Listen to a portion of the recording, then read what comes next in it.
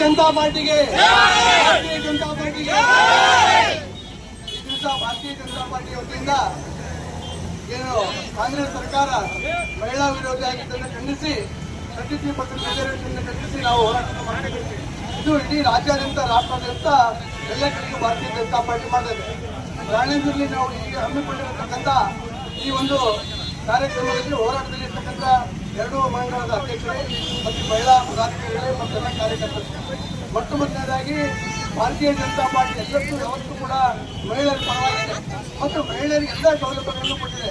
ನಮಗೆಲ್ಲ ಕೊಟ್ಟಿದೆ, ಉಜ್ವಲ ಇರ್ಬೋದು, 24 ವಾಟರ್ ಸಪ್ಲೈ ಇರ್ಬೋದು ಮತ್ತು ಸ್ಟಾರ್ಟಪ್ ಪ್ರೋಗ್ರಾಮ್ ಇರ್ಬೋದು, ಎಲ್ಲ ಕೂಡ ಮತ್ತು ಅವರ ಮಾನಗಳನ್ನು ಮುಚ್ಚಲಿಕ್ಕೆ ಶೌಚಾಲಯಗಳನ್ನು ಇರ್ಬೋದು, ಅದೆಲ್ಲಗಳನ್ನು ಮತ್ತು ಸುರಕ್ಷತೆಯನ್ನು ನೋಡ್ತಕ್ಕಂಥದ್ದು ಭಾರತೀಯ ಜನತಾ ಪಾರ್ಟಿ ಆಗಿದೆ. 30% ರಿಸರ್ವೇಶನ್ ನಾವು ಕೊಡಬೇಕು ಅಂದಾಗ ಅದನ್ನ ಕಾಂಗ್ರೆಸ್ ಮತ್ತು INDA ಪಕ್ಷಗಳು ವಿರೋಧ ಮಾಡಿದ್ರು.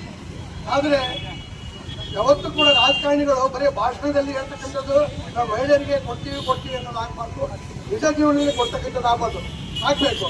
ಆ ದೃಷ್ಟಿಯಿಂದ ಮೋದಿಯವರು ಇದನ್ನು ಮಾಡಿದರೆ ಮಹಿಳೆಯರಿಗೆ ಸಮಾನತೆ ಕೊಟ್ಟಂಗಾಗುತ್ತೆ ಮತ್ತು ಅವ್ರಿಗೆ ಅಧಿಕಾರ ಕೊಟ್ಟಂಗಾಗುತ್ತೆ. ಹಿಂದೆ ನಮ್ಮ ಜನಜ್ಯೋತಿ ಬಸವಣ್ಣವರು ಹೇಳಿದ್ರು, ಅನುಭವ ಮಂಡಳಿ ಹೇಳಿದ್ರು ಸಮಾನತೆ ಕೊಡಬೇಕು, ಮಹಿಳೆಯರಿಗೆ ಮುಂದೆ ತರಬೇಕು, ಅವರು ಕೂಡ ಎಲ್ಲ ಮಾಡಬೇಕು.